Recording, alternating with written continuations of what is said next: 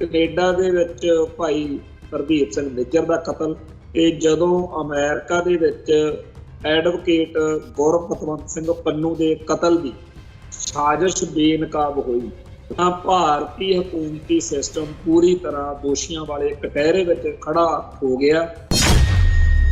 ਜਿੱਥੇ ਸਿੱਖਾਂ ਦੀ ਖਾਸ ਤੌਰ ਤੇ ਖਾਲਿਸਤਾਨੀ ਸੰਘਰਸ਼ ਦੀ ਲੋਕਾਂ 'ਚ ਹਮਦਰਦੀ ਵਧੀ, ਉੱਥੇ ਨਾਲ ਦੀ ਨਾਲ ਭਾਰਤੀ ਹਕੂਮਤੀ ਸਿਸਟਮ ਜਿਹੜਾ ਪਹਿਲਾਂ ਵੀ ਬਹੁਤ ਸਾਰੇ ਕਾਰਨਾਂ ਕਰਕੇ ਅੱਡ-ਅੱਡ ਮੁਲਕਾਂ ਦੇ ਨਿਸ਼ਾਨੇ ਤੇ ਸੀ, ਉਹ ਇੱਕਦਮ ਬਹੁਤ ਬੁਰੀ ਤਰ੍ਹਾਂ ਘਿਰ ਗਿਆ। ਭਾਰਤੀ ਹਕੂਮਤੀ ਤੰਤਰ ਵੱਲੋਂ ਇੰਗਲੈਂਡ ਵਿੱਚ ਬ੍ਰਿਖ ਇੰਡੀਅਨ ਸਟੇਟ ਸਿਸਟਮ ਦੇ ਕਰਿੰਦਿਆਂ ਦੇ ਨਿਸ਼ਾਨੇ ਤੇ ਨੇ ਤੇ ਉਹਨਾਂ ਨੂੰ ਵਾਰਨ ਕੀਤਾ ਗਿਆ। ਭਾਰਤ ਦੀ ਸਾਰੀ ਦੀ ਸਾਰੀ ਜਿਹੜੀ ਕੂਟਨੀਤੀ ਰਣਨੀਤੀ ਆ ਉਹ ਬਿਲਕੁਲ ਲੋਕਾਂ ਦੀ ਨਜ਼ਰ ਵਿੱਚ ਵਾ। ਹਰ ਮੁਲਕ ਦੇ ਵਿੱਚ ਲੋਕ ਇਸ ਗੱਲ ਲਈ ਮਾਨਸਿਕ ਤੌਰ ਤੇ ਤਿਆਰ ਬੈਠੇ ਆ ਵੀ ਜੇਕਰ ਇੱਥੇ ਕੋਈ ਵਾਰਦਾਤ ਹੋਈ ਤਾਂ ਐਵੇਂ ਠਾਹ ਦੇਣੇ ਖਾਲਿਸਤਾਨੀਆਂ ਨੂੰ ਜਾਂ ਸਿੱਖਾਂ ਨੂੰ ਨਹੀਂ ਨਿਸ਼ਾਨਾ ਬਣਾ ਲੈਣਾ। ਇਹ ਹੋ ਸਕਦਾ ਕਿ ਇੰਡੀਅਨ ਸਟੇਟ ਸਿਸਟਮ ਦਾ ਕੰਮ ਨਿਕਲੇ। ਕਰਨੀ ਸੈਨਾ ਦੇ ਵੱਡੇ ਲੀਡਰ ਜਿਹੜੇ ਨੇ ਉਹ ਗਊ ਹੱਤਿਆ ਦੇ ਦੋਸ਼ ਵਿੱਚ ਉਸ ਯੋਗੀ ਆਦਿੱਤਿਆਨਾਥ ਦੇ ਰਾਜ ਵਿੱਚ ਪੁਲਿਸ ਨੂੰ ਫੜਨੇ ਪੈ ਗਏ, ਜਿਹੜਾ ਹਿੰਦੂ ਫੰਡਾਮੈਂਟਲਿਜ਼ਮ ਦਾ ਬਹੁਤ ਵੱਡਾ ਥੰਮ ਮੰਨਿਆ ਜਾਂਦਾ। ਕੋਈ ਨਾ ਕੋਈ ਵੱਡਾ ਕਾਂਡ ਹਿੰਦੂ ਕੱਟੜਪੰਥੀ ਕਰ ਸਕਦੇ ਆ। ਨਿਸ਼ਾਨੇ ਦੇ ਉੱਤੇ ਤਾਂ ਮੁਸਲਮਾਨ ਹੀ ਹੋਣਗੇ, ਕਿਉਂਕਿ ਇਕੱਲੇ ਰਾਮ ਮੰਦਿਰ ਦੇ ਨਾਲ ਹਿੰਦੂ ਵੋਟ ਨਹੀਂ ਮਿਲਣੀ। ਉਹ ਮੁਸਲਮਾਨਾਂ ਦੇ ਦਿਲਾਂ 'ਚ ਦਹਿਸ਼ਤ ਪਾ ਕੇ ਵੀ ਜੇ ਤੁਸੀਂ ਲੋਕ ਸਭਾ ਚੋਣਾਂ ਮੌਕੇ ਸਾਡਾ ਵਿਰੋਧ ਕੀਤਾ ਆਪਾਂ ਹੋਰ ਬੁਰੀ ਕਰਾਂਗੇ, ਇਸ ਮਨਸ਼ ਦੇ ਲਈ ਕੋਈ ਨਾ ਕੋਈ ਕਿਸੇ ਨਾ ਕਿਸੇ ਥਾਂ ਦੇ ਉੱਤੇ ਦੰਗਿਆਂ ਦੇ ਨਾਂ ਦੇ ਉੱਤੇ ਭਾਰਤ ਵਿੱਚ ਕੋਈ ਕਤਲੇਆਮ ਵੀ ਵਿਉਂਤਿਆ ਹੋ ਸਕਦਾ।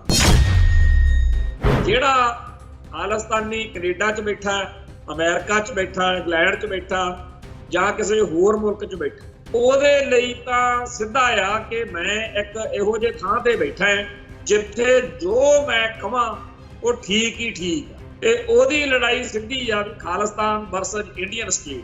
ਪਰ ਸਾਡੇ ਲਈ ਇੰਨਾ ਸੌਖਾ ਨਹੀਂ ਹੈਗਾ। ਅਸੀਂ ਪੰਜਾਬ 'ਚ ਬੈਠੇ ਹਾਂ, ਸਾਡੀਆਂ ਸੀਮਾਵਾਂ ਨੇ, ਲੋੜਾਂ ਨੇ, ਮਜਬੂਰੀਆਂ ਨੇ, ਘੇਰਾਬੰਦੀਆਂ ਨੇ।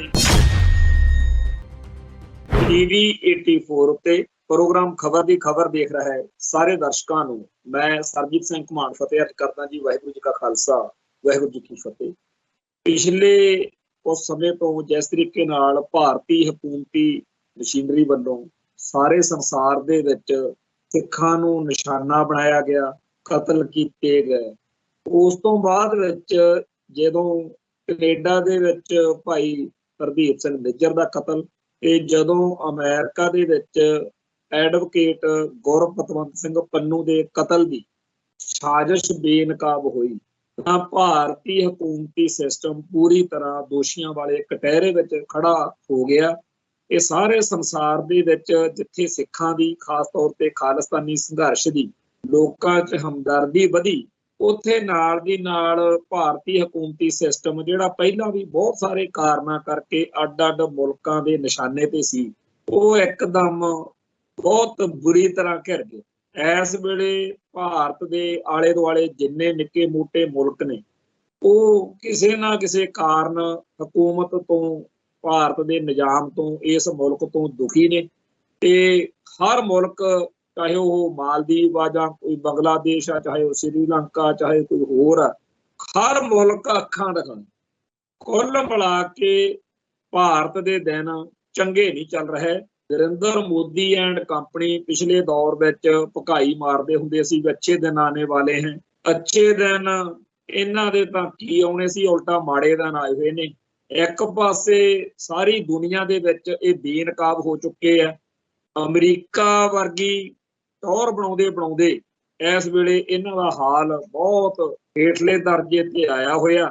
ਤੇ ਅੱਜ ਦੇ ਅਖਬਾਰਾਂ ਵਿੱਚ ਖਾਸ ਤੌਰ ਤੇ ਦਾ ਟਾਈਮਸ ਨਾਂ ਦਾ ਜਿਹੜਾ ਅਖਬਾਰ ਆ, ਉਹਦੀ ਇੱਕ ਨਿਊਜ਼ ਕਟਿੰਗ ਸਾਡੇ ਆਈ ਆ, ਜਿਹੜਾ ਇੰਗਲੈਂਡ ਦਾ ਅਖਬਾਰ ਹੈ, ਉਹਦੇ ਵਿੱਚ ਬੜੇ ਸਪਸ਼ਟ ਸ਼ਬਦਾਂ ਦੇ ਵਿੱਚ ਇਹ ਗੱਲ ਲਿਖੀ ਹੋਈ ਆ, police Warren UK 6 their lives could be at risk।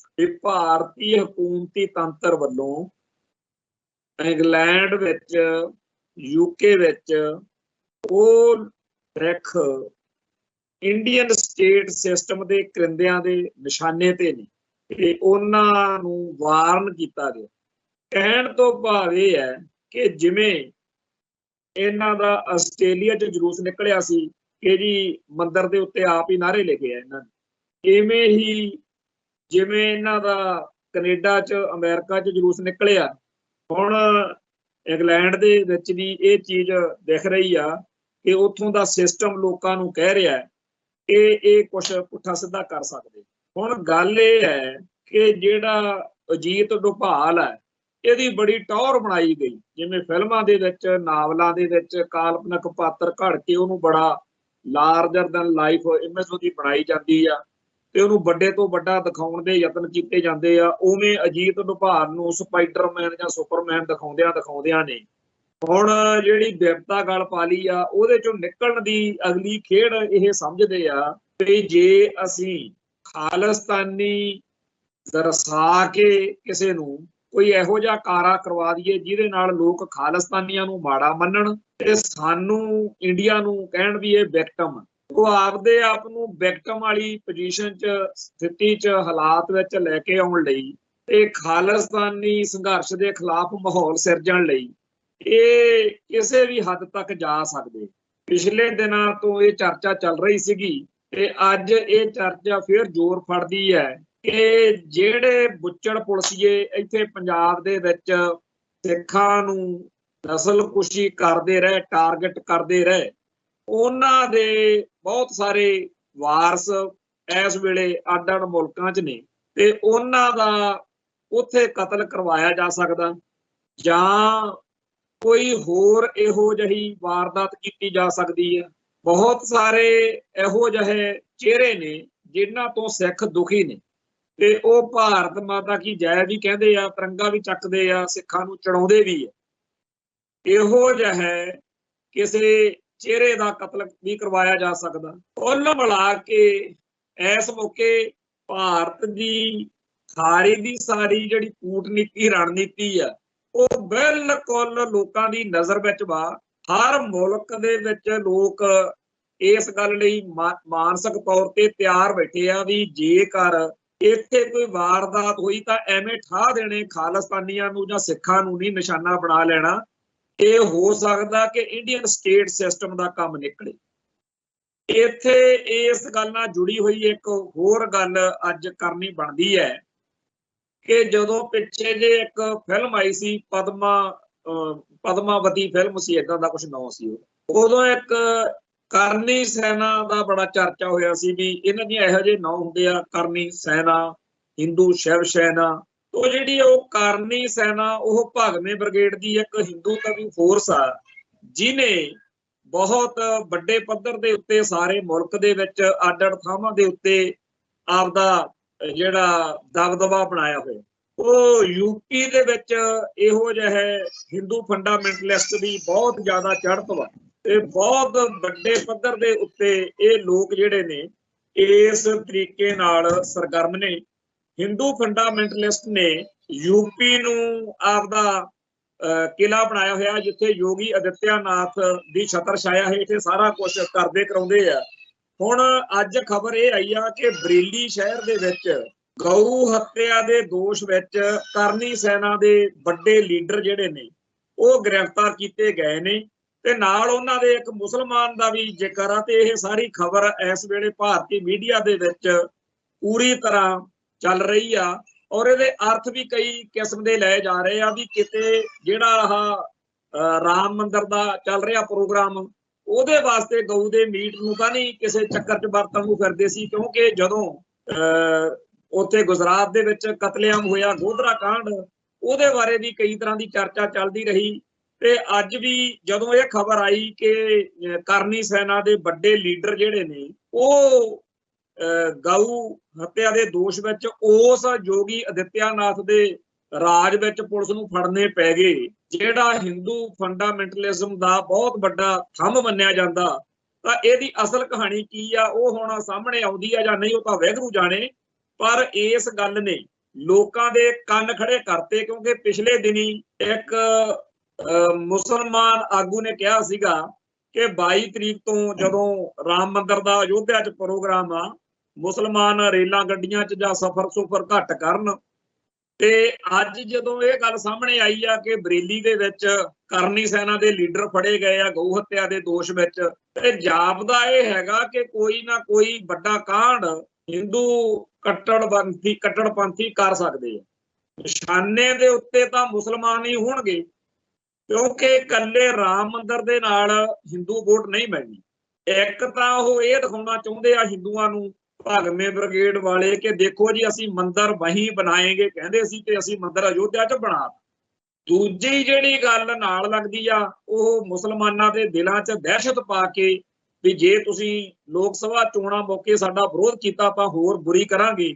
ਇਸ ਮਨਸ਼ ਦੇ ਲਈ ਕੋਈ ਨਾ ਕੋਈ ਕਿਸੇ ਨਾ ਕਿਸੇ ਥਾਂ ਦੇ ਉੱਤੇ ਦੰਗਿਆਂ ਦੇ ਨਾਂ ਦੇ ਉੱਤੇ ਭਾਰਤ ਵਿੱਚ ਕੋਈ ਕਤਲੇਆਮ ਵੀ ਵਿਉਂਤਿਆ ਹੋ ਸਕਦਾ, ਕਿਉਂਕਿ ਇਹਨਾਂ ਲਈ ਇਹ ਗੱਲ ਆਮ ਆ। ਇੱਥੇ ਮੁਲਕ ਵਿੱਚ ਇਹੋ ਜਿਹੇ ਪਹਿਲਾਂ ਕਾਂਡ ਬੜੇ ਹੋ ਚੁੱਕੇ ਹੈ। ਉਹ ਜਿਹੜਾ ਕਰਨੀ ਸੈਨਾ ਵਾਲਾ ਜਿਹੜਾ ਇਹ ਪ੍ਰਕਰਨ ਆ ਇਹ ਉਵੇਂ ਦਾ ਹੀ ਸਮਝ ਲਓ ਜਿਵੇਂ ਆਸਟ੍ਰੇਲੀਆ ਦੇ ਵਿੱਚ ਮੰਦਿਰ ਦੇ ਉੱਤੇ ਨਾਅਰੇ ਆਪ ਹੀ ਲਿਖੇ ਸੀ, ਜਾਂ ਹੁਣ ਚਾਹੁੰਦੇ ਆ ਵੀ ਕਿਸੇ ਮੁਲਕ ਦੇ ਵਿੱਚ ਅਸੀਂ ਖਾਲਿਸਤਾਨੀ ਭੇਸ ਵਾਲੇ ਜਾਂ ਖਾਲਿਸਤਾਨੀ ਦਿੱਖ ਵਾਲੇ ਬੰਦਿਆਂ ਤੋਂ ਕੋਈ ਵਾਰਦਾਤ ਕਰਾਈਏ। ਪਿੱਛੇ ਜੇ ਅਮਰੀਕਾ ਦੇ ਵਿੱਚ ਵੀ ਰੌਲਾ ਪਾਇਆ ਸੀ ਵੀ ਖਾਲਿਸਤਾਨੀ ਨਾਅਰੇ ਲਿਖਤੇ ਜੀ, ਪਰ ਇਸ ਵੇਲੇ ਸਾਰੀ ਦੁਨੀਆ ਨੂੰ ਪਤਾ ਵੀ ਨਾ ਮੁਸਲਮਾਨ ਨਾ ਕੋਈ ਸਿੱਖ ਇਹਨਾਂ ਦੇ ਨਾਲ ਇਹੋ ਜਿਹਾ ਪੰਗਾ ਨਹੀਂ ਲੈਂਦਾ। ਚਲੋ ਮੁਸਲਮਾਨਾਂ ਦੀ ਗੱਲ ਤਾਂ ਉਹ ਜਾਣਨ, ਪਰ ਅਸੀਂ ਸਿੱਖਾਂ ਬਾਰੇ ਜਾਂ ਖਾਲਿਸਤਾਨੀਆਂ ਬਾਰੇ ਤਾਂ ਗਰੰਟੀ ਲੈ ਸਕਦੇ ਹਾਂ ਨਾ। ਤੇ ਸਾਡਾ ਧਰਮ ਹੀ ਨਹੀਂ ਹੈਗਾ ਵੀ ਕਿਸੇ ਦੇ ਧਾਰਮ ਗ੍ਰੰਥ ਨੂੰ, ਧਾਰਮਿਕ ਵਿਸ਼ਵਾਸਾਂ ਨੂੰ, ਧਾਰਮਿਕ ਅਸਥਾਨ ਨੂੰ ਨਿਸ਼ਾਨਾ ਬਣਾਈਏ। ਸਾਡੇ ਗੁਰੂ ਸਾਹਿਬਾਨ ਨੇ ਇਹੋ ਜਿਹੀਆਂ ਮੱਤਾਂ ਨਹੀਂ ਦਿੱਤੀਆਂ।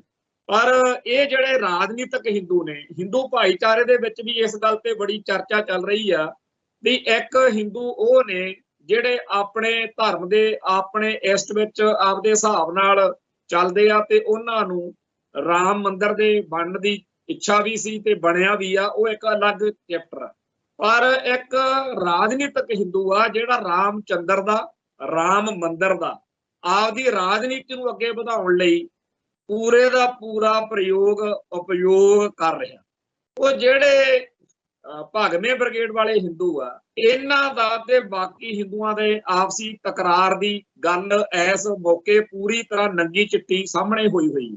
ਉਹ ਜਿਸ ਤਰੀਕੇ ਨਾਲ ਨਿੱਕੀਆਂ ਨਿੱਕੀਆਂ ਘਟਨਾਵਾਂ ਇੰਟਰਨੈਸ਼ਨਲ ਲੈਵਲ ਤੇ ਵਾਪਰ ਰਹੀਆਂ, ਉਵੇਂ ਇੰਡੀਆ ਲੈਵਲ ਤੇ ਵੀ ਵਾਪਰ ਰਹੀਆਂ ਨੇ, ਤੇ ਕੋਈ ਨਾ ਕੋਈ ਵੱਡਾ ਘਟਨਾਕ੍ਰਮ ਇਹਨਾਂ ਘਟਨਾਵਾਂ ਦੇ ਪਿੱਛੇ ਲੁਕਿਆ ਹੋ ਸਕਦਾ ਹੈ। ਤੇ ਇਹੋ ਜਿਹੀ ਇੱਕ ਘਟਨਾ ਅੱਜ ਫਗਵਾੜੇ 'ਚ ਪੰਜਾਬ 'ਚ ਵਾਪਰੀ ਹੈ। ਸਾਹਿਬ ਸ੍ਰੀ ਗੁਰੂ ਗ੍ਰੰਥ ਸਾਹਿਬ ਜੀ ਦੇ ਪਾਵਨ ਸਰੂਪਾਂ ਦੀਆਂ ਬੇਅਦਬੀਆਂ ਦਾ ਜਿਹੜਾ ਪ੍ਰਕਰਨ ਚੱਲ ਰਿਹਾ ਹੈ, ਉਹਦੇ ਬਾਰੇ ਆਪਾਂ ਪਹਿਲੇ ਦਿਨ ਤੋਂ ਹੀ ਇਹ ਗੱਲ ਤੇ ਚਰਚਾ ਕਰਦੇ ਆ ਰਹੇ ਹਾਂ ਕਿ ਪੰਜਾਬ ਦੇ ਵਿੱਚ ਰਾਜਨੀਤਿਕ ਪਾਰਟੀ ਜਿਹੜੀ ਮਰਜ਼ੀ ਸੱਤਾ 'ਚ ਹੋਵੇ, ਪਰ ਇਸ ਮੁਲਕ ਦਾ ਸਿਸਟਮ ਜਿਹੜਾ ਹੈ ਉਹ ਇੱਥੇ ਸਾਰੇ ਦੇ ਸਾਰੇ ਲੋਕਾਂ ਨੂੰ, ਸਿਆਸੀ ਦਲਾਂ ਨੂੰ ਆਪਦੇ ਹਿਸਾਬ ਨਾਲ ਨਚਾਉਂਦਾ ਹੈ। ਇਹ ਜਿਹੜੇ ਸਿਆਸੀ ਪ੍ਰਧਾਨ ਹੁੰਦੇ ਆ, ਚਾਹੇ ਉਹ ਕਾਂਗਰਸ ਹੋਵੇ, ਅਮਰਿੰਦਰ ਸਿੰਘ ਮੁੱਖ ਮੰਤਰੀ ਆ, ਚਾਹੇ ਚੰਨੀ ਮੁੱਖ ਮੰਤਰੀ ਆ, ਚਾਹੇ ਆਮ ਆਦਮੀ ਪਾਰਟੀ ਦਾ ਇਸ ਵੇਲੇ ਭਗਵੰਤ ਮਾਨ ਹੈ, ਤੇ ਚਾਹੇ ਬਾਦਲ ਵੱਡਾ ਸੀ ਤੇ ਗੱਲ ਨੂੰ ਸੁਖਬੀਰ ਆ ਜੇ, ਇਹ ਗੱਲ ਪੱਕੀ ਆ ਕਿ ਇਹਨਾਂ ਨੇ ਇੰਡੀਅਨ ਸਟੇਟ ਸਿਸਟਮ ਦੇ ਜਮੂਰੇ ਬਣ ਕੇ ਨੱਚਣਾ। ਤੁਸੀਂ ਦੇਖਿਆ ਕਿ ਪਹਿਲਾਂ ਬੇਅਦਬੀਆਂ ਬਾਦਲ ਦਲ ਦੇ ਰਾਜ ਵਿੱਚ ਹੋਈਆਂ, ਫਿਰ ਕਾਂਗਰਸ ਦੇ ਰਾਜ ਵਿੱਚ ਹੋਈਆਂ, ਹੁਣ ਆਮ ਆਦਮੀ ਪਾਰਟੀ ਦੇ ਰਾਜ ਵਿੱਚ ਹੋਈਆਂ। ਇਸ ਦੌਰਾਨ ਘਵੱਦੀ ਪਿੰਡ ਦੇ ਵਿੱਚ ਇੱਕ ਜਨਾਨੀ ਬਲਵਿੰਦਰ ਕੌਰ ਨੇ ਜਦੋਂ ਬੇਅਦਬੀ ਕੀਤੀ, ਸਿੰਘਾਂ ਨੇ ਸੋਧਾ ਲਾ ਛੱਡਿਆ।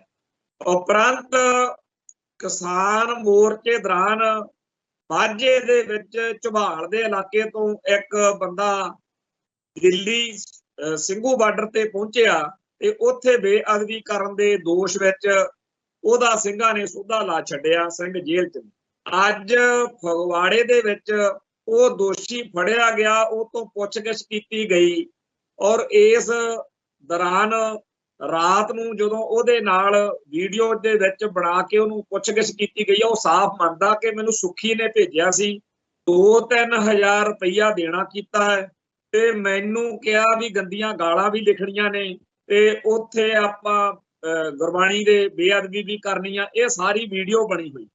ਉੱਥੇ ਗੁੱਸੇ ਦੇ ਵਿੱਚ ਜਾਂ ਪੁੱਛਗਿੱਛ ਦੌਰਾਨ ਜਦੋਂ ਉਹ ਹਮਲਾ ਕਰਨ ਆਇਆ, ਉਹਦਾ ਉੱਥੇ ਸੋਧਾ ਲੱਗ ਗਿਆ ਤੇ ਸਵੇਰੋਂ ਅੱਜ ਸਵਖਤੇ ਉੱਠਣ ਸਾਰੇ ਰੌਲਾ ਪੈ ਗਿਆ ਕਿ ਰਾਤ ਫਗਵਾੜੇ ਗੁਰਦੁਆਰਾ ਸਾਹਿਬ ਦੇ ਵਿੱਚ ਬੇਅਦਬੀ ਕਰਨ ਆਇਆ ਬੰਦਾ ਜਿਹੜਾ, ਉਹਨੂੰ ਸੋਧਾ ਲਾਤਾ ਨਿਹੰਗ ਨੇ। ਹੁਣ ਇਸ ਗੱਲ ਦੇ ਵਿੱਚ ਅੱਜ ਦਿਨੇ ਸਾਰਾ ਦਿਨ ਚਰਚਾ ਚੱਲਦੀ ਰਹੀ ਕਿ ਜਿਹੜਾ ਆਪ ਕਰਤੂਤ ਕਰਨ ਆਇਆ ਸਹੀ, ਬੇਸ਼ੱਕ ਅਜੇ ਉਹਨੇ ਕੀਤੀ ਨਹੀਂ ਸੀ, ਪਰ ਉਹ ਆਇਆ ਤਾਂ ਹਮਲਾਵਰ ਬਣ ਕੇ ਸੀ ਨਾ। ਜਿਵੇਂ ਦਰਬਾਰ ਸਾਹਿਬ ਦੇ ਵਿੱਚ ਹਮਲਾ ਕਰਨ ਆਇਆ ਸੀ ਤੇ ਹਮਲਾ ਕਰਨ ਵਿੱਚ ਕਾਮਯਾਬ ਹੋਣ ਤੋਂ ਪਹਿਲਾਂ ਹੀ ਸਿੰਘਾਂ ਨੇ ਦਬੋਚ ਲਿਆ ਤੇ ਉਹਦਾ ਸੋਧਾ ਲਾਤਾ, ਬਿਲਕੁਲ ਉਵੇਂ ਹੀ ਫਗਵਾੜੇ ਹੋਇਆ। ਉਹ ਜਦੋਂ ਅੱਜ ਉਸ ਨਿਹੰਗ ਸਿੰਘ ਦੀ ਉੱਥੇ ਬਾਅਦ ਵਿੱਚ ਉਹਨੇ ਗ੍ਰਿਫਤਾਰੀ ਦਿੱਤੀ ਹੈ ਤਾਂ ਉਹ ਉਸ ਮੌਕੇ ਤੱਕ ਸਾਰੇ ਸਿੱਖ ਜਗਤ ਦੇ ਵਿੱਚ ਇਸ ਗੱਲ ਦੀ ਭਾਰੀ ਚਰਚਾ ਵੀ ਚੱਲ ਰਹੀ ਸੀ। ਉਪਰੰਤ ਉੱਥੇ ਇਕੱਠ ਜਦੋਂ ਹੋਇਆ ਤਾਂ 7 ਦਿਨ ਦਾ ਸਮਾਂ ਪ੍ਰਸ਼ਾਸਨ ਨੇ, ਪੁਲਿਸ ਨੇ ਲਿਆ ਵੀ ਇਹਦਾ ਸੰਬੰਧ ਕਿਹਦੇ ਨਾਲ ਸੀ, ਇਹ ਕਿਹਨੇ ਭੇਜਿਆ ਤੇ ਇਹਦੇ ਜਿਹੜਾ ਸੁੱਖੀ ਦਾ ਜ਼ਿਕਰ ਆ ਰਿਹਾ ਇਹ ਕੌਣ ਆ। ਚੇਤੇ ਕਰੋ ਜਦੋਂ ਸਿੰਘੂ ਬਾਰਡਰ ਦੇ ਉੱਤੇ ਬੇਅਦਬੀ ਹੋਈ ਸੀ ਉਦੋਂ ਵੀ ਇੱਕ ਬੰਦੇ ਦਾ ਨਾਂ ਏਦਾਂ ਹੀ ਚਰਚਾ 'ਚ ਆਇਆ, ਪਰ ਪੂਰਾ ਜ਼ੋਰ ਲਾ ਕੇ ਵੀ ਸਿੱਖ ਇਸ ਗੱਲ ਵੱਲ ਜਾਂਚ ਨਹੀਂ ਲਿਜਾ ਸਕੇ। ਹੁਣ ਵੀ ਹੋ ਸਕਦਾ ਇਹ ਗੱਲ ਦੱਬੀ ਰਹਿ ਜਾਵੇ ਤੇ ਬਹੁਤ ਸਾਰੇ ਲੋਕ ਕਹਿੰਦੇ ਆ ਕਿ ਜੇ ਇਹ ਦੁਸ਼ਟ ਜਿਉਂਦਾ ਰੱਖ ਲਿਆ ਜਾਂਦਾ ਤਾਂ ਇਹ ਤਾਂ ਦੱਸਦਾ ਸੀ ਸੁੱਖੀ ਕੌਣ ਆ ਤੇ ਹੋ ਸਕਦਾ ਐਤਕੀ 5-10 ਬੰਦੇ ਹੋਰ ਕਾਬੂ ਆ ਜਾਂਦੇ। ਇੱਕ ਪੱਖ ਤੋਂ ਇਹ ਗੱਲ ਸਹੀ ਲੱਗਦੀ, ਪਰ ਇਹ ਵੀ ਗੱਲ ਆ ਵੀ ਇਸ ਤੋਂ ਪਹਿਲਾਂ ਜਿਹੜੇ ਦੁਸ਼ਟ ਖਾਸ ਤੌਰ ਤੇ ਬਰਗਾੜੀ ਕਾਂਡ ਵਾਲੇ ਜਾਂ ਹੋਰ ਜਿੰਨੇ ਵੀ ਕਾਂਡ ਪੰਜਾਬ 'ਚ ਹੋਏ ਆ ਬੇਅਦਬੀਆਂ ਦੇ, ਉਹਨਾਂ 'ਚ ਕਿੰਨੇ ਕੁ ਦੋਸ਼ਟਾਂ ਨੂੰ ਇਸ ਸਿਸਟਮ ਨੇ ਸਜ਼ਾ ਦਿੱਤੀ ਆ। ਜਦੋਂ ਵੀ ਕੋਈ ਦੋਸ਼ੀ ਫੜ ਕੇ ਹਵਾਲੇ ਕਰਦੇ ਆ ਉਹ ਕਹਿੰਦੇ ਜਿਹੜਾ ਮੈਂਟਲ ਆ, ਪਾਗਲ ਆ, ਦਿਮਾਗ ਹਿੱਲਿਆ ਹੋਇਆ।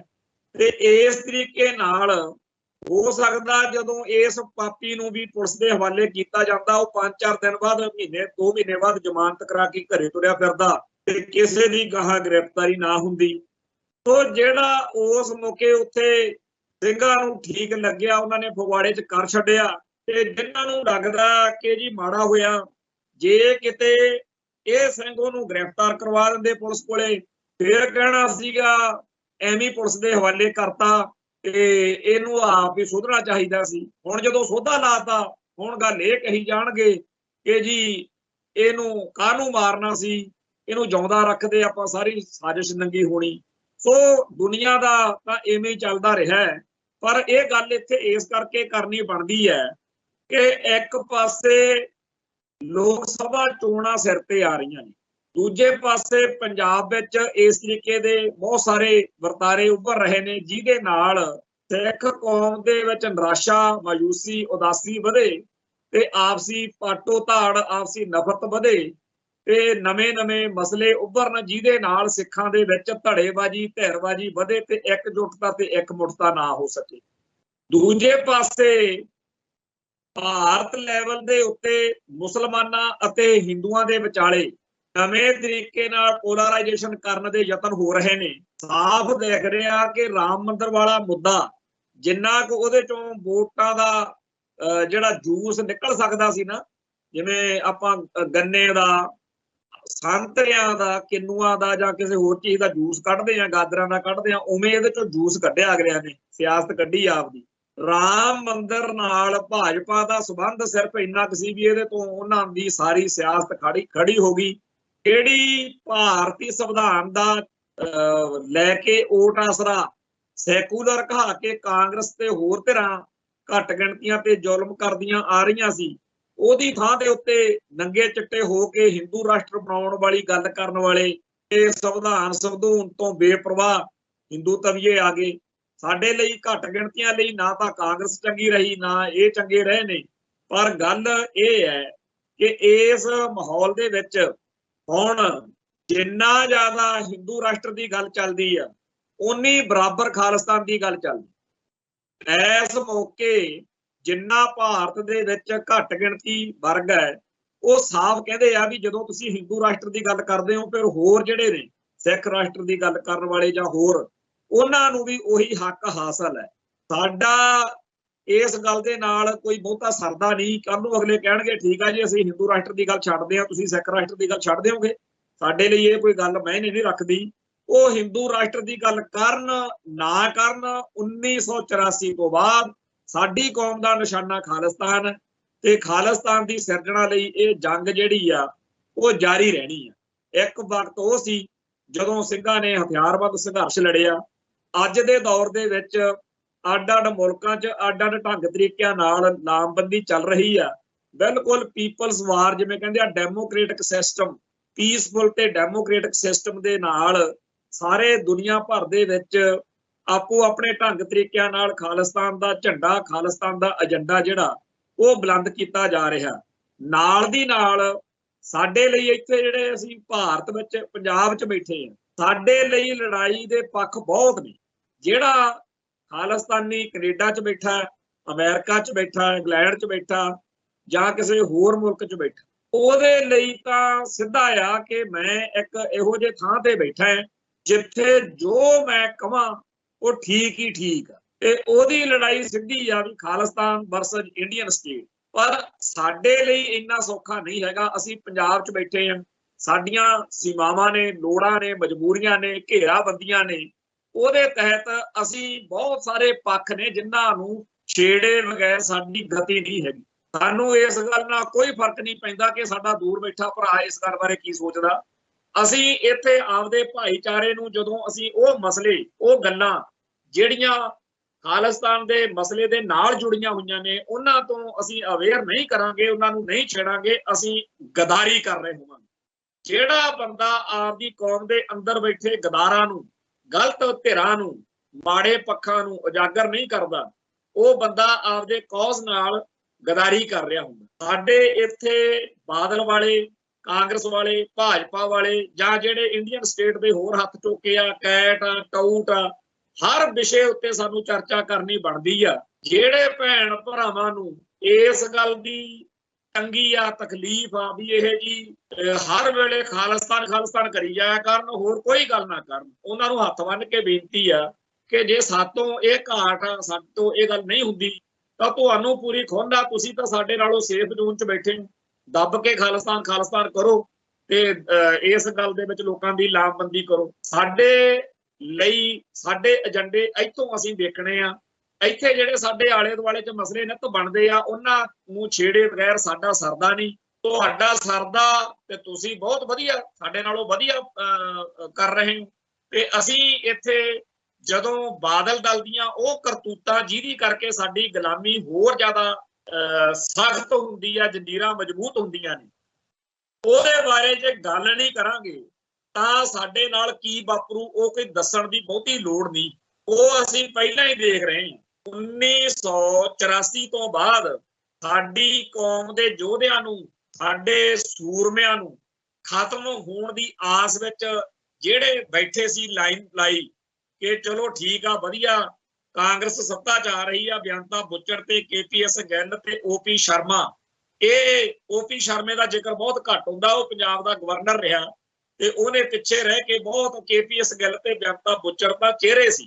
असल विच ओहदे कमांड हेठ, ओहदी नजरसानी हेठ, ओहदी सारी सुपरविजन हेठ सिखां दा नस्लकुशी हुई। वो जदों कहाण हो रहा सी उदों बादल दल वाले ਇਹ ਸੋਚ ਰਹੇ ਸੀ ਕਿ ਇਹਦੇ ਕਰਕੇ ਪੰਜਾਬ ਦੇ ਵਿੱਚ ਸਿੱਖਾਂ ਦੇ ਵਿੱਚ ਕਾਂਗਰਸ ਦੇ ਖਿਲਾਫ ਨਫ਼ਰਤ ਦੀ ਲਹਿਰ ਵਧੂਗੀ ਤੇ ਜਦੋਂ ਇਲੈਕਸ਼ਨ ਆਉਣਗੀਆਂ ਉਦੋਂ ਲੋਕ ਆਪਦਾ ਗੁੱਸਾ ਕੱਢਣ ਦੇ ਲਈ ਸਾਨੂੰ ਵੋਟ ਪਾਉਣਗੇ। ਹੁਣ ਜਿਹੜਾ ਬੰਦਾ ਦੂਰ ਬੈਠਾ, ਪਰਾਂ ਬੈਠਾ, ਉਹਨੂੰ ਚੰਗਾ ਭਲਾ ਪਤਾ ਵੀ ਇੱਥੇ ਹਾਲ ਕੀ ਨੇ। ਇਹ ਨਹੀਂ ਉਹਨਾਂ ਨੂੰ ਕੋਈ ਵਹਿਮ, ਪਰ ਉਹ ਸੱਚ ਨੂੰ ਮੰਨਣ ਨੂੰ ਤਿਆਰ ਨਹੀਂ ਹੈਗੇ। ਉਹ ਸਮਝਦੇ ਆ ਵੀ ਪਤਾ ਨਹੀਂ कि सानू पंजाब च बैठे खालिस्तानियां नूं तां खनी अकल घट वा, कि सानू जिहड़े परां बैठे उन्हां नूं ज्यादा।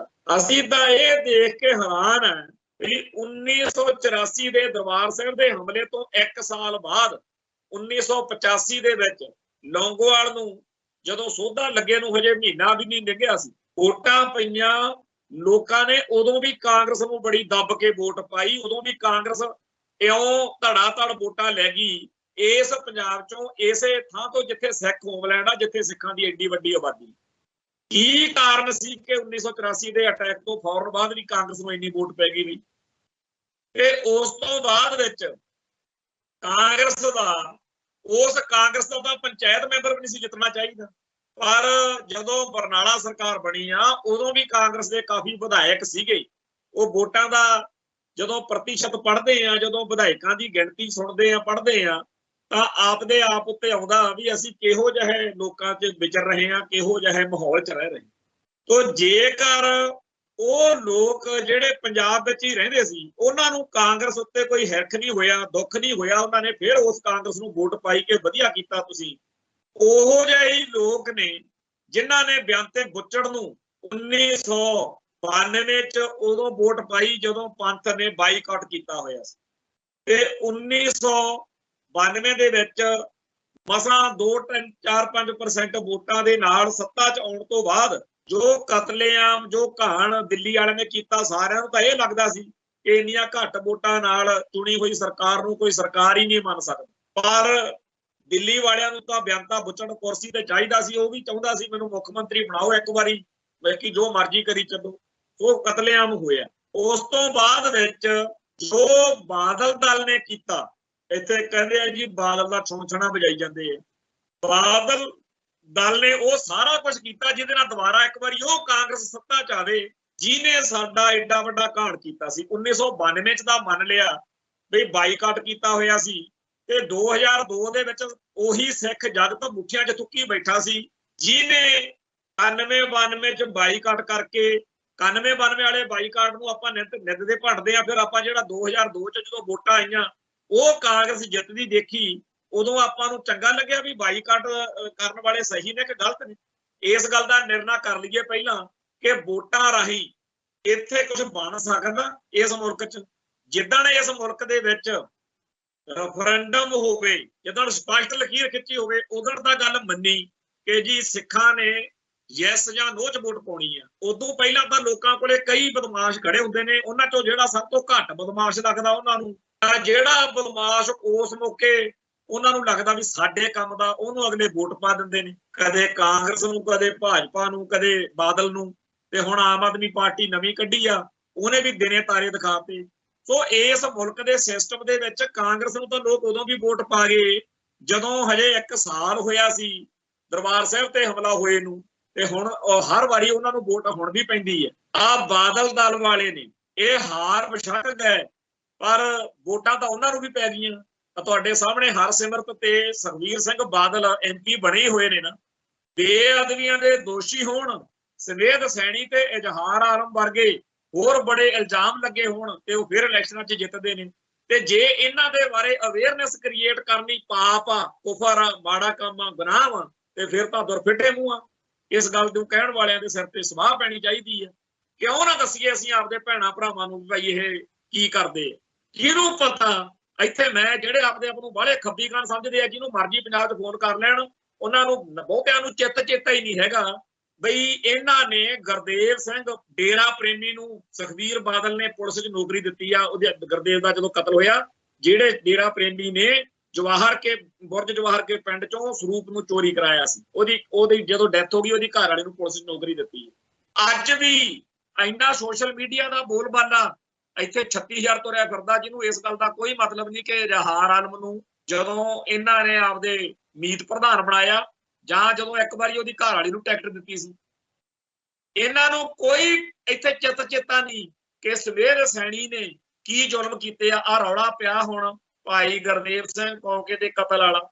ਮੈਂ ਖੁਦ ਇਸ ਗੱਲ ਨਾਲ ਸਿੱਧੇ ਤੌਰ ਤੇ ਜੁੜਿਆ ਹੋਇਆ ਬੰਦਾ। ਪਿੱਟ ਕੇ ਮਰ ਗਏ ਪਿਛਲੇ 15-20 ਸਾਲਾਂ ਤੋਂ। ਕੋਈ ਸੁਣਦਾ ਇੱਥੇ? ਆਹ ਇੱਕ ਤਵਾੜੀ ਰਿਪੋਰਟ ਆਈ ਤੇ ਸਾਰੇ ਬਦਲ ਕੇ ਹੱਥਾਂ ਪੈਰਾਂ 'ਚ ਆਏ ਪਏ ਨੇ, ਚੀਕਾਂ ਪੈਂਦੀਆਂ ਨੇ, ਤੇ ਅੱਜ ਸਾਰੀ ਦੁਨੀਆ ਉਹਨਾਂ ਦੀ ਐਸੀ ਤੈਸੀ ਕਰ ਰਹੀ ਆ ਕਿ ਤੁਸੀਂ ਸਮੇਧ ਸੈਣੀ ਦਾ ਨਾਂ ਫੇਰ ਉਸ ਸ਼ਿਕਾਇਤ ਵਿੱਚ ਕਿਉਂ ਨਹੀਂ ਲਿਖਾਇਆ ਜਿਹੜੀ ਜਗਰਾਉਂ ਥਾਣੇ 'ਚ ਦਿੱਤੀ ਗਈ ਹੈ। ਉਹ ਜਿਹੜੇ ਭੈਣ ਭਰਾਵਾਂ ਨੂੰ ਲੱਗਦਾ ਹੈ ਕਿ ਪੰਜਾਬ ਵਿੱਚ ਬੈਠੇ ਸਿੱਖਾਂ ਨੂੰ खालिस्तान का ढोल कुट्टी जाना चाहिए, बाकी सारे मसले छड्ड देने चाहिए आ, ਉਹ ਇਹ ਗੱਲ ਭੁੱਲ ਜਾਣ।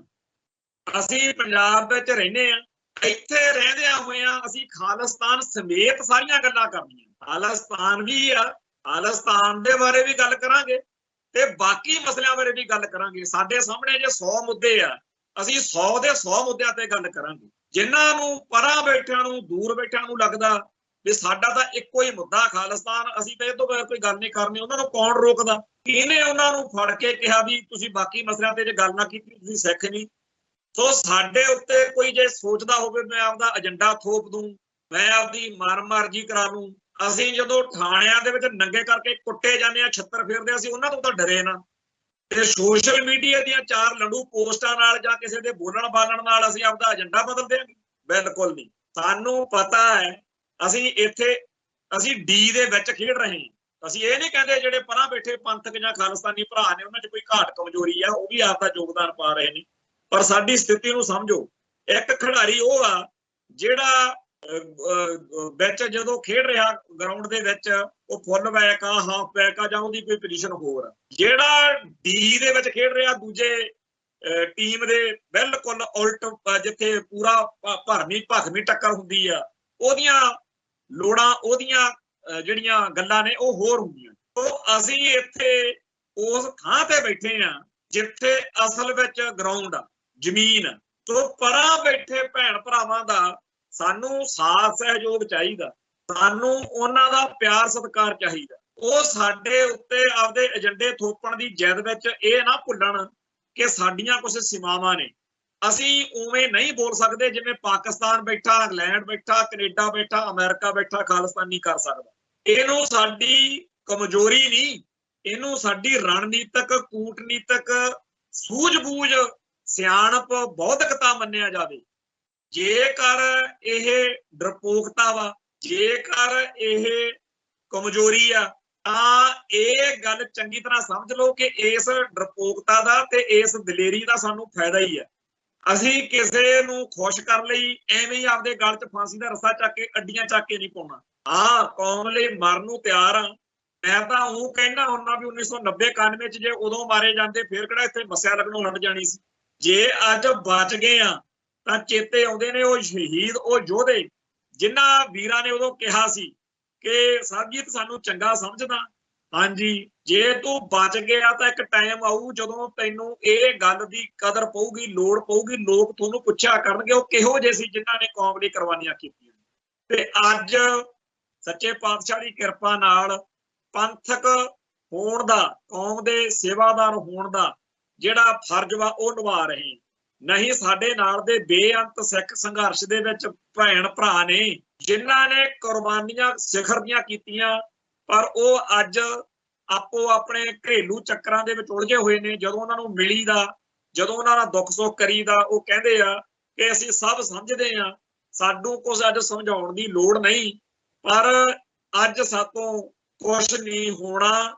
ਜਦੋਂ ਕਿਤੇ ਵਕਤ ਆਇਆ, ਜਿੱਥੇ ਸਾਡੀ ਲੋੜ ਹੋਈ, ਉੱਥੇ ਸੱਚੇ ਪਾਤਸ਼ਾਹ ਨੇ, ਕਲਗੀਧਰ ਸ਼ਹਿਨਸ਼ਾਹ ਨੇ, ਬਾਜਾਂ ਵਾਲੇ ਨੇ ਸਾਡੀ ਸੇਵਾ ਆਪੇ ਲੈ ਲੈਣੀ ਆ ਜਿਵੇਂ ਪਹਿਲਾਂ ਲਈ ਸੀ। ਕੀ ਉਹ ਖਾਲਿਸਤਾਨੀ ਨਹੀਂ ਰਹੇ ਜੇ ਉਹ ਸਿੱਖ ਸੰਘਰਸ਼ ਨੂੰ ਆਪਦੀ ਕੈਦ ਕੱਟ ਜਾਣ ਤੋਂ ਬਾਅਦ ਘਰ ਆ ਕੇ ਆਪਦਾ ਜਵਾਕ ਪਾਲ ਰਹੇ ਨੇ? ਅੱਜ ਵੀ ਉਹ ਖਾਲਿਸਤਾਨੀ ਨੇ। ਮੈਨੂੰ ਤਾਂ ਪੂਰਾ ਫਖਰ ਆ, ਮਾਣ ਆ ਉਹਨਾਂ ਤੇ। ਦੂਜੇ ਉਹ ਸਾਰੇ ਭੈਣ ਭਰਾ ਨੇ ਜਿਨ੍ਹਾਂ ਦੇ ਬਾਹਰਲੇ ਮੁਲਕਾਂ 'ਚ ਚਲੇ ਜਾਣ ਤੋਂ ਬਾਅਦ, ਜਦੋਂ ਵੀ ਕਿਤੇ ਉਹ ਸੋਸ਼ਲ ਮੀਡੀਆ ਖੋਲਣ ਤੋਂ ਬਾਅਦ ਤਾਂ ਹੁਣ ਆਮ ਗੱਲ ਹੋ ਗਈ, ਉਹ ਮੈਸੇਜ ਕਰਨ ਜਾਂ ਫੋਨ ਕਰਨ ਜਾਂ ਕਦੇ ਗੱਲ ਕਰਨ, ਉਹਨਾਂ ਦਾ ਇੰਨਾ ਹੀ ਹੁੰਦਾ ਵੀ ਚੰਗਾ ਯਾਰ ਤੂੰ ਲੱਗਿਆ ਹੋਇਆ ਸਾਡੇ ਸਾਰਿਆਂ ਵੱਲੋਂ, ਤੂੰ ਹੀ ਸਮਝ ਲਾ ਵੀ ਸਾਡਾ ਸਾਰਿਆਂ ਦਾ ਹੀ ਆ। ਸਾਨੂੰ ਅੱਜ ਇੱਥੇ ਨਿਆਣੇ ਪਾਲਦੇ ਆ, ਇੱਥੇ ਬੜੇ ਔਖੀ ਜ਼ਿੰਦਗੀ ਆ, ਅਸੀਂ ਸਾਰੇ ਹਮਾਤੜ ਜੇ ਬੰਦੇ ਆ ਤੇ ਤੂੰ ਸਾਡੇ ਵੱਲੋਂ ਹੀ ਆ, ਜਿੱਥੇ ਲੋੜ ਹੋਈ ਦੱਸਦੀ। ਪਰ ਅਸੀਂ ਹੁਣ ਉਵੇਂ ਨਹੀਂ ਕਰ ਸਕਦੇ ਜਿਵੇਂ 1984 ਤੋਂ ਫੌਰਨ ਬਾਅਦ ਆਪਾਂ ਸਾਰਿਆਂ ਨੇ ਕੀਤਾ। ਸੋ ਸਮਾਂ ਸਾਰਾ ਇੱਕੋ ਜਿਹਾ ਨਹੀਂ ਰਹਿੰਦਾ, ਹਰੇਕ ਦੀ ਭੂਮਿਕਾ ਅੱਡ ਅੱਡ ਰਹਿਣੀ ਆ। ਹਰੇਕ ਜਿਵੇਂ ਇੱਕ ਮਸ਼ੀਨ ਆ, ਜਿਵੇਂ ਕਾਰ ਆ ਜਾਂ ਕੋਈ ਵੀ ਚੀਜ਼ ਆ, ਉਹਦੇ ਅੱਡ ਅੱਡ ਪੁਰਜੇ ਹੁੰਦੇ ਆ, ਸਾਰੇ ਰਲ ਕੇ ਉਹ ਚੀਜ਼ ਦਾ ਨਾਂ ਬਣਦਾ ਕਾਰ। ਹੁਣ ਉਹ 'ਚ ਚਾਬੀ ਦੀ ਵੀ ਲੋੜ ਆ, ਉਹ 'ਚ ਟਾਇਰਾਂ ਦੀ ਵੀ ਲੋੜ ਆ, ਉਹ 'ਚ ਮੜਗਾੜ ਦੀ ਵੀ ਲੋੜ ਆ, ਉਹ 'ਚ ਹਰ ਚੀਜ਼ ਦੀ ਲੋੜ ਆ। ਜੇ ਕੋਈ ਕਵੇ ਵੀ ਕਾਰ ਦੀ ਚਾਬੀ ਹੋਵੇ ਬਸ ਕਾਰ ਬਣ ਜਾਂਦੀ ਆ, ਐ ਨਹੀਂ ਬਣਦੀ। ਕਾਰ ਦੀ ਚਾਬੀ ਕਾਰ ਲਈ ਚਾਹੀਦੀ ਆ, ਤਾਂ ਕਾਰ ਚੱਲਣੀ ਹੈ। इवें टायरां दी थां ते टायरां दी लोड़ आ, इवें ही खालिस्तान संघर्ष दी जिहड़ी मशीनरी आ, इस संघर्ष दे हर पुरजे दी लोड़ आ, हर थां दे उत्ते लोड़ आ। सानू उन्हां भैणां भरावां दा सत्कार आ जिहड़े चुप खामोश रह के भी साडी हमायत विच ने। बहुत सारे इहो ਜਿਹੇ सज्जण ने जिन्हां दे बारे अज दे बच्चिआं नूं, अज दे बहुत सारे लोकां नूं चित चेता ही नहीं। मैं अगे भी कहना उन्हां दी ज्ञान सिंह लीड़ जिन्हें लौंगोवाल नूं सोधा लाया, ਜਾਂ ਹੋਰ बहुत सारे भाई हरनेक सिंह भप्प, भाई मनजिंदर सिंह ईसी ਜਾਂ ਹੋਰ ਆ, ਉਹ ਇੱਥੇ ਕਿਤੇ ਲੰਘੇ ਜਾਂਦੇ ਹੁਣ ਕਿਸੇ ਨੂੰ ਦਸੀਏ ਤਾਂ ਪਤਾ ਲੱਗੂ ਵੀ ਆਹ ਸੂਰਮੇ ਉਹ ਨੇ ਜਿਨ੍ਹਾਂ ਨੇ ਆਹ ਕੀਤਾ ਸੀ। ਪਰ ਅੱਜ ਉਹਨਾਂ ਨੂੰ ਜੇ ਕਿਸੇ ਉਹਨਾਂ ਦੇ ਲਈ ਕੁਝ ਕਰਨ ਵਾਲਾ ਇੱਥੇ ਉਵੇਂ ਨਹੀਂ ਹੈਗਾ।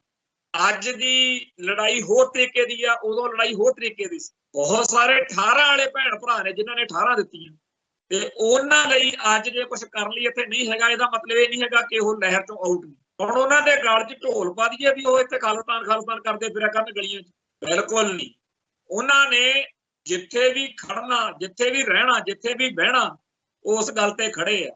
ਧੰਨ ਨੇ ਸਾਡੇ ਪੰਜਾਬ ਦੇ ਪੇਂਡੂ ਖੇਤਰਾਂ ਦੇ ਵਿੱਚ ਵਸਦੇ ਬਜ਼ੁਰਗ ਜਿਨ੍ਹਾਂ ਨੂੰ ਹੋ ਸਕਦਾ ਕੈਨੇਡਾ, ਅਮਰੀਕਾ ਤੇ ਹੋਰਨਾਂ ਮੁਲਕਾਂ ਵਿੱਚ ਵਸਦੇ ਖਾਲਿਸਤਾਨੀ ਭਰਾਵਾਂ ਨਾਲੋਂ ਸਮਝ ਘੱਟ ਹੋਵੇ। ਹੋ ਸਕਦਾ ਉਹਨਾਂ ਦੇ ਕੱਪੜੇ ਲੀੜੇ ਵੀ ਉਹੋ ਜਿਹੇ ਨਾ ਹੋਣ, ਹੋ ਸਕਦਾ ਹੋਰ ਵੀ ਘਾਟਾਂ ਕਮਜ਼ੋਰੀਆਂ ਹੋਣ, ਪਰ ਉਹਨਾਂ ਸਾਰਿਆਂ ਦੇ ਦਿਲ ਦਿਮਾਗ ਵਿੱਚ ਇੱਕੋ ਹੀ ਚੀਜ਼ ਆ ਕਿ ਰਾਜ ਕਰੇਗਾ ਖਾਲਸਾ। ਸਾਡਾ ਇੱਕ ਦਿਨ ਰਾਜ ਭਾਗ ਆਊ। ਜਦੋਂ ਵੋਟਾਂ ਆਉਂਦੀਆਂ ਨੇ, ਜਦੋਂ ਇਲੈਕਸ਼ਨਾਂ ਆਉਂਦੀਆਂ ਨੇ, ਉਦੋਂ ਉਹ ਵੋਟਾਂ ਵਾਲੇ ਚੱਕਰ ਦੇ ਵਿੱਚ ਫਸ ਕੇ ਵੀ ਰਹਿੰਦੇ ਆ, ਉਹ ਤੋਂ ਨਹੀਂ ਬਚ ਸਕਦੇ। ਕਿਉਂਕਿ ਆਪਾਂ ਸਾਰਿਆਂ ਨੇ ਬਾਈਕਾਟ ਵਾਲੀ ਚੀਜ਼ ਨੂੰ ਤਾਂ ਰੱਦ ਕਰ ਦਿੱਤਾ ਹੋਇਆ। ਬਾਈਕਾਟ ਤਾਂ ਆਪਾਂ ਮਾੜਾ ਮੰਨਿਆ ਹੋਇਆ। ਫਿਰ ਵੋਟਾਂ ਵਾਲੇ ਚੱਕਰ 'ਚ ਰਹਿਣਗੇ ਸਿੱਖ ਜਿਹੜੇ ਇੱਥੇ ਰਹਿੰਦੇ ਆ ਪੰਜਾਬ 'ਚ। ਕਿਹਨੂੰ ਵੋਟ ਪਾਉਣ? ਭਾਜਪਾ ਨੂੰ, ਕਾਂਗਰਸ ਨੂੰ ਜਾਂ ਆਮ ਆਦਮੀ ਪਾਰਟੀ ਨੂੰ? ਇਹ ਲੈ ਦੇ ਕੇ ਫਿਰ ਉਹਨਾਂ ਕੋਲੇ ਬਾਦਲ ਦਲ ਰਹਿ ਜਾਂਦਾ। ਜੇ ਅਸੀਂ ਇਹ ਨਹੀਂ ਦੱਸਦੇ ਕਿ ਭਾਈ ਜਿਹੋ ਜਿਹਾ ਕਾਂਗਰਸ ਆ, ਜਿਹੋ ਜਿਹੀ ਭਾਜਪਾ, ਜਿਹੋ ਜਿਹੀ ਆਮ ਆਦਮੀ ਪਾਰਟੀ ਆ, ਉਹੋ ਜਿਹਾ ਹੀ ਦਲ ਵਾ ਇਹ ਵੀ। ਇਹ ਸਾਰੇ ਭਾਰਤੀ ਹਕੂਮਤੀ ਤੰਤਰ ਦੇ ਕਲ ਪੁਰਜੇ ਨੇ। ਇਹਨਾਂ ਪੁਰਜਿਆਂ ਦਾ ਆਪੋ ਆਪਣਾ ਰੋਲ ਆ ਤੇ ਇਹਨਾਂ ਸਾਰੇ ਪੁਰਜਿਆਂ ਨੇ ਸਾਡੇ ਖਿਲਾਫ ਹੀ ਭੁਗਤਣਾ ਤੇ ਭੁਗਤ ਵੀ ਰਹੇ ਨੇ। ਜਦੋਂ ਇਹ ਗੱਲ ਦੱਸਾਂਗੇ ਨਹੀਂ ਤਾਂ ਉਹਨਾਂ ਦਾ ਦਿਲ ਦਿਮਾਗ ਇਸੇ ਚੱਕਰ 'ਚ ਫਸਿਆ ਰਹੂਗਾ। ਸਾਡੇ ਆਲੇ ਦੁਆਲੇ ਦੇ ਵਿੱਚ ਬੇਅੰਤ ਇਹੋ ਜਿਹੇ ਲੋਕ ਨੇ ਜਿਹੜੇ ਕਹਿੰਦੇ ਆ ਕਿ ਠੀਕ ਆ ਜੀ, ਬਾਦਲ ਦਲ ਮਾੜਾ ਹੋ ਗਿਆ, ਆਪਾਂ ਕੋਈ ਹੋਰ ਖੇਤਰੀ ਪਾਰਟੀ ਉਭਾਰ ਲਈਏ। ਪਿਛਲੇ ਦਿਨੀ ਭਾਈ ਰਣਜੀਤ ਸਿੰਘ ਕੁੱਕੀ ਜਿਹੜਾ ਲਲਿਤ ਮਾਕਣ ਕਾਂਡ ਦਾ ਹੀਰੋ ਹੈ, ਉਹਦੀ ਵੀ ਇੱਕ ਇਹੋ ਜਿਹੀ ਇੰਟਰਵਿਊ ਆਈ। ਹੋਰ ਵੀ ਬਹੁਤ ਸਾਰੇ ਬੰਦੇ ਇੱਥੇ ਕਈ ਕਹਿੰਦੇ ਕਹਾਉਂਦੇ ਨਾਮਵਰ ਪੱਤਰਕਾਰ ਨੇ ਜਿਨ੍ਹਾਂ ਦਾ ਪੰਥ ਨਾਲ, ਪੰਜਾਬ ਨਾਲ ਪਿਆਰ ਆ, ਉਹ ਪਿੱਟਦੇ ਨੇ ਕਿ ਯਾਰ ਖਾਲਿਸਤਾਨ ਵਾਲੀ ਗੱਲ ਤਾਂ ਠੀਕ ਆ, ਪਰ ਸਾਨੂੰ ਆਪਾਂ ਨੂੰ ਪੰਥਕ ਸੋਚ ਵਾਲਿਆਂ ਨੂੰ ਇਹ ਤਾਂ ਸੋਚਣਾ ਹੀ ਪਊਗਾ ਨਾ ਕਿ ਸਾਡਾ ਇਹ ਸਿਸਟਮ ਦੇ ਅੰਦਰ ਵੀ ਇੱਕ ਧਿਰ ਹੋਣੀ ਚਾਹੀਦੀ ਆ ਜਿਹੜੀ ਬਾਦਲਕਿਆਂ ਤੋਂ ਬਗੈਰ ਹੋਵੇ। ਹੁਣ ਇਸ ਗੱਲ ਦਾ ਸਾਡੇ ਕੋਲੇ ਕੀ ਜਵਾਬ ਹੋ ਸਕਦਾ? ਜਿਹੜੇ ਭੈਣ ਭਰਾ ਇਹ ਸੋਚਦੇ ਆ, ਬਾਹਰ ਬੈਠੇ ਖਾਸ ਤੌਰ ਤੇ ਕਈਆਂ ਨੂੰ ਇਹ ਜ਼ਿਆਦਾ ਹੀ ਤਾਪ ਚੜਿਆ ਹੋਇਆ ਕਿ ਖਾਲਿਸਤਾਨ ਦਾ ਢੋਲ ਜਾਂ ਕੁੱਟੀ ਜਾਣ ਦਾ ਪਤਾ ਨਹੀਂ ਕੀ ਹੋ ਜਾਊਗਾ ਤੇ ਜੇ ਬਾਦਲ ਦਾ ਨਾਮ ਲੈਤਾ ਪਤਾ ਨਹੀਂ ਕੀ ਬੁਖਾਰ ਚੜ ਜਾਣਾ।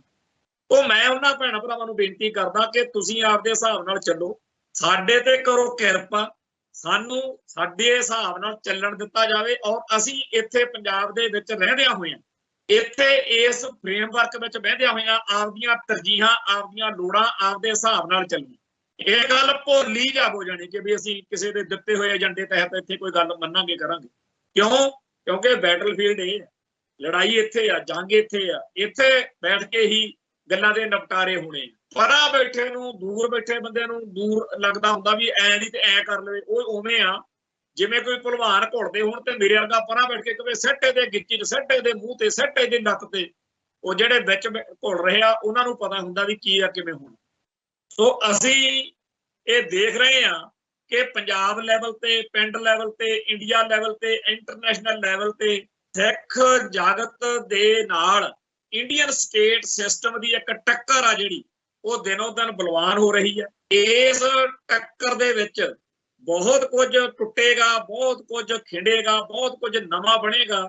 ਬਹੁਤ ਸਾਰੀਆਂ ਧਿਰਾਂ, ਧੜੇ, ਸ਼ਖਸੀਅਤਾਂ ਦੇ ਬਾਰੇ ਪਹਿਲਾਂ ਬਣੇ ਹੋਏ ਜਿਹੜੇ ਵਿਚਾਰ ਨੇ ਉਹ ਤੁਹਾਨੂੰ ਗਲਤ ਲੱਗਣਗੇ। ਨਵੇਂ ਵਿਚਾਰ ਤੁਹਾਨੂੰ ਸਾਹਮਣੇ ਆਉਣਗੇ ਕਿ ਐਉਂ ਨਹੀਂ, ਐਉਂ ਕਰਨਾ ਚਾਹੀਦਾ ਸੀ। तो ये एक लगातारता का दौर है। कोई भी चीज सदीवी तौर पर ठीक नहीं है, कोई भी चीज सदीवी तौर पर गलत नहीं है। हर वो चीज ਜਿਹੜੀ ਸਾਨੂੰ ਸਾਡੇ ਨਿਸ਼ਾਨੇ ਦੇ ਕੋਲ ਲੈ ਕੇ ਜਾਂਦੀ ਆ ਉਹ ਠੀਕ ਆ, ਹਰ ਉਹ ਚੀਜ਼ ਜਿਹੜੀ ਨਿਸ਼ਾਨਾ ਦੂਰ ਕਰਦੀ ਆ ਉਹ ਗਲਤ ਆ। 1984 ਤੋਂ ਲੈ ਕੇ ਹੁਣ ਤੱਕ ਜੇ ਕੋਈ ਅਕਲ ਸਿੱਖੀ ਆ ਉਹ ਇੰਨੀ ਸਿੱਖੀ ਆ ਕਿ ਕੌਮਾਂ ਦੇ ਪੱਕੇ ਦੁਸ਼ਮਣ ਨਹੀਂ ਹੁੰਦੇ, ਕੌਮਾਂ ਦੇ ਪੱਕੇ ਦੋਸਤ ਨਹੀਂ ਹੁੰਦੇ। ਹਾਲਾਤ ਹੁੰਦੇ ਨੇ ਤੇ ਹਿੱਤ ਹੁੰਦੇ ਨੇ। ਜਿਸ ਹਾਲਾਤ ਵਿੱਚ ਜਿਸ ਹਿੱਤ ਦੀ ਖਾਲਿਸਤਾਨੀਆਂ ਦੀ ਪੂਰਤੀ ਹੁੰਦੀ ਆ ਉਦੋਂ ਉਹ ਚੀਜ਼ ਠੀਕ ਆ। ਜਦੋਂ ਜਿਹੜੀ ਚੀਜ਼ ਮਤਲਬ ਇੱਕ ਬੰਦਾ ਹੈ ਉਹ ਇੱਕ ਖਾਲਿਸਤਾਨੀ ਜੁਝਾਰੂ ਨੂੰ ਆਪਦੇ ਘਰ ਰੱਖਦਾ, ਉਹ ਤੋਂ ਸਾਡੇ ਉਸ ਯੋਧੇ ਦੇ ਜੇ ਹਿੱਤ ਪੂਰੇ ਹੁੰਦੇ ਆ, ਕਿਸੇ ਕਾਰਨ ਕਿਸੇ ਦਬਾਅ ਵਿੱਚ ਆ ਕੇ ਉਹ ਬੰਦਾ ਉਲਟ ਚੱਲ ਪਵੇ, ਖਦਸ਼ਾ ਹੋ ਜਾਵੇ ਕਿ ਇਹ ਤਾਂ ਹੁਣ ਸਾਡੇ ਸੀ ਬੁਲਵਾ ਸਕਦਾ, ਫੜਾ ਸਕਦਾ, ਉਸੇ ਟਾਈਮ ਉਹ ਬੰਦੇ ਦੇ ਬਾਰੇ, ਉਸ ਠਾਰ ਵਾਲੇ ਬੰਦੇ ਬਾਰੇ, ਕਿਉਂਕਿ ਹਿੱਤ ਬਦਲ ਗਏ, ਮਾਹੌਲ ਬਦਲ ਗਿਆ ਤੇ ਉਹ ਸਿਚੁਏਸ਼ਨ ਬਦਲ ਗਈ ਤੇ ਉਹਦੇ ਚ ਨਵੇਂ ਘਟਨਾਕ੍ਰਮ ਦੇ ਵਿੱਚ ਉਹ ਬੰਦੇ ਦੇ ਨੇੜ ਦੀ ਲੰਘਣਾ ਵੀ ਗਲਤ ਹੋ ਜੂ। ਉਸੇ ਬੰਦੇ ਕੋਲ ਬੰਦਾ ਸੋਚਦਾ ਹੁੰਦਾ ਅੰਡਰਗਰਾਉਂਡ ਲਾਈਫ ਦੇ ਵਿੱਚ ਕਿ ਸਭ ਤੋਂ ਸੇਫ ਮੇਰੇ ਲਈ ਟਿਕਾਣਾ ਉਹਦਾ ਘਰ, ਤੇ ਜਦੋਂ ਮਾਹੌਲ ਬਦਲ ਜਾਂਦਾ ਉਦੋਂ ਉਸੇ ਬੰਦੇ ਦੁਆਰੇ ਕਹਿੰਦਾ ਵੀ ਚਾਹੇ ਹੋਰ ਸੜਕ ਤੇ ਦਿਨ ਕੱਟ ਲੂੰ ਪਰ ਮੈਂ ਇਹਦੇ ਕੋਲ ਨਹੀਂ ਜਾਣਾ ਕਿਉਂਕਿ ਇਹਦੇ ਹੁਣ ਸਰੋਕਾਰ, ਇਹਦੇ ਨਿਸ਼ਾਨੇ ਹੁਣ ਬਦਲ ਚੁੱਕੇ। ਬੰਦਾ ਉਹੀ ਹੈ, ਘਰ ਉਹੀ ਹੈ। ਸੋ ਹਿੱਤ ਜਿਹੜੇ ਨੇ ਉਹ ਦੇਖਣੇ ਪੈਂਦੇ ਆ। ਲੜਾਈ ਬੜੀ ਲੰਮੀ ਆ, ਨਾ ਤਾਂ ਇੱਕ ਬੰਦੇ ਦੇ ਉੱਤੇ ਸਾਰੀ ਚੀਜ਼ ਨਿਰਭਰ ਆ ਵੀ ਫਲਾਨਾ ਖਾਲਿਸਤਾਨ ਨੂੰ ਬਣਾ ਕੇ ਦੇ ਕੇ ਜਾਊਗਾ, ਨਾ ਇੱਕ ਧਿਰ ਦੇ ਉੱਤੇ ਇੱਕ ਵਿਅਕਤੀ ਦੇ ਉੱਤੇ ਇਹ ਆ ਵੀ ਫਲਾਨਾ ਰੋਕੀ ਬੈਠਾ। ਖਾਲਿਸਤਾਨ ਉਸ ਅਕਾਲ ਪੁਰਖ ਵਾਹਿਗੁਰੂ ਦੇ ਹੱਥ ਵਿੱਚ ਆ, ਸਾਡੇ ਸਾਰਿਆਂ ਦੇ ਤਾਂ ਐਫਰਟ ਨੇ। ਇਹ ਤਾਂ ਇਤਿਹਾਸ ਵਿੱਚ ਆਉਣਾ ਕਿ ਆਹ ਬੰਦਿਆਂ ਨੇ ਖਾਲਿਸਤਾਨ ਦੇ ਲਈ, ਕੌਮ ਲਈ ਸੇਵਾ ਕੀਤੀ, ਆਹ ਬੰਦੇ ਖਿਲਾਫ ਖੜੇ ਰਹੇ ਤੇ ਜਦੋਂ ਖਾਲਿਸਤਾਨ ਬਣਿਆ ਉਦੋਂ ਸਾਡਾ ਸਾਰਿਆਂ ਦਾ ਜ਼ਿਕਰ ਪੰਥ ਲਈ ਲੜਨ ਵਾਲਿਆਂ ਦੀ ਗਿਣਤੀ ਚ ਆ ਜਾਵੇ। ਇਹੀ ਅਰਦਾਸ ਸਾਡੀ ਸਾਰਿਆਂ ਦੀ ਹੋਣੀ ਚਾਹੀਦੀ ਆ। ਜਿਹੜੇ ਸਾਥ ਸਹਿਯੋਗ ਨਹੀਂ ਦੇ ਰਹੇ, ਜਿਹੜੇ ਦੁਸ਼ਮਣ ਦੇ ਕਹਾੜੇ ਦਾ ਦਸਤਾ ਬਣੇ ਹੋਏ ਨੇ, ਰਹਿਣਾ ਉਹਨਾਂ ਨੇ ਵੀ ਨਹੀਂ ਤੇ ਰਹਿਣਾ ਅਸੀਂ ਵੀ ਨਹੀਂ, ਪਰ ਕੌਮ ਦੇ ਇਤਿਹਾਸ ਵਿੱਚ ਸਾਡਾ ਜ਼ਿਕਰ ਕਿਹੜੇ ਪਾਸੇ ਆਵੇ ਇਹ ਸਾਨੂੰ ਸਾਰਿਆਂ ਨੂੰ ਸੋਚਣਾ ਚਾਹੀਦਾ। ਸੱਚੇ ਪਾਤਸ਼ਾਹ ਦੇ ਚਰਨਾਂ 'ਚ ਅਰਦਾਸ ਕਰੀਏ ਕਿ UNO ਦੇ ਵਿੱਚ ਜਿੱਥੇ ਬਹੁਤ ਸਾਰੇ ਮੁਲਕਾਂ ਦੇ ਝੰਡੇ ਝੂਲਦੇ ਆ, ਕਦੇ ਸਾਡਾ ਖਾਲਿਸਤਾਨ ਦਾ ਝੰਡਾ ਵੀ ਝੂਲੇ। ਜਿਨ੍ਹਾਂ ਨੂੰ ਲੱਗਦਾ ਕਿ ਘਮਾਣ ਬਾਦਲ ਕਰਦਾ, ਉਦਣ ਮੈਨੂੰ ਕਹਿ ਦੇਣ ਕਿ ਭਾਈ ਪਾਸੇ ਹੋ ਕੇ ਖੜ, ਤੂੰ ਤਾਂ ਬਾਦਲ ਦੀ ਕਰਦਾ ਰਿਹਾ, ਅਸੀਂ ਬਣਾਇਆ ਖਾਲਿਸਤਾਨ, ਸਾਨੂੰ ਉਦੋਂ ਵੀ ਮਨਜ਼ੂਰ ਹੋਊਗਾ। ਸਾਡੀਆਂ ਅੱਖਾਂ ਉਸ ਝੰਡੇ ਨੂੰ ਝੂਲਦਾ ਦੇਖ ਕੇ ਉਦਣ ਅਸੀਂ ਸੰਸਾਰ ਤੋਂ ਰੁਖਸਤ ਹੋ ਜਾਈਏ, ਇਹੀ ਬਹੁਤ ਆ। ਇੱਥੇ ਸਮਾਪਤੀ ਹੈ। ਨਾਨਕ ਨਾਮ ਚੜ੍ਹਦੀ ਕਲਾ, ਤੇਰੇ ਭਾਣੇ ਸਰਬੱਤ ਦਾ ਭਲਾ। ਵਾਹਿਗੁਰੂ ਜੀ ਕਾ ਖਾਲਸਾ, ਵਾਹਿਗੁਰੂ ਜੀ ਕੀ ਫਤਿਹ।